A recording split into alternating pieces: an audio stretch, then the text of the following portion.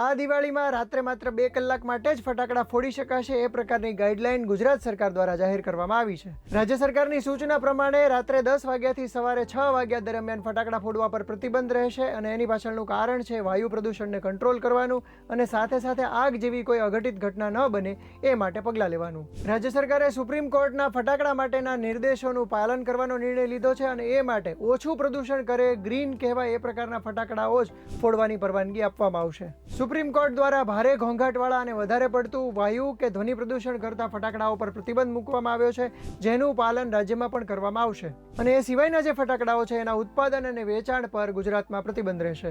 માન્યતા પ્રાપ્ત ફટાકડાઓનું વેચાણ પણ લાયસન્સ ધારક દુકાનદારો જ કરી શકશે। આ માટેના લાયસન્સની જે પરવાનગી છે એ ફાયર સેફટીના અધિકારીઓ આપશે। જોકે રાજ્યમાં અગાઉથી કેટલાક ફટાકડાના સ્ટોલ્સ ખુલી ગયા છે, એ લોકોને પરમિશન મળી છે કે નહીં એ બાબતે હજુ શંકા છે। આ સિવાય ફટાકડાના ઉત્પાદનમાં બેરિયમના ઉપયોગ ઉપર પણ સુપ્રીમ કોર્ટે પ્રતિબંધ લગાવેલો છે, એ નિયમ પણ રાજ્યમાં લાગુ થશે। બીજું કે દિવાળી સિવાયના જે તહેવારો છે એમાં ફટાકડા ફોડવા માટેનો જે સમય છે એ 11:55 થી લઈને 12:30 સુધીનો રહેશે, એટલે આ નિયમ જે છે એ ક્રિસમસ અને ન્યૂ યરને લાગુ પડશે। તો મિત્રો, પર્યાવરણ અને લોકોના સ્વાસ્થ્યને લઈને લેવાયેલો આ નિર્ણય તમને યોગ્ય લાગ્યો કે નહીં અમને કોમેન્ટ કરીને જણાવજો અને આ સિવાય તમારા કોઈ સૂચન હોય તો પણ કોમેન્ટ કરજો।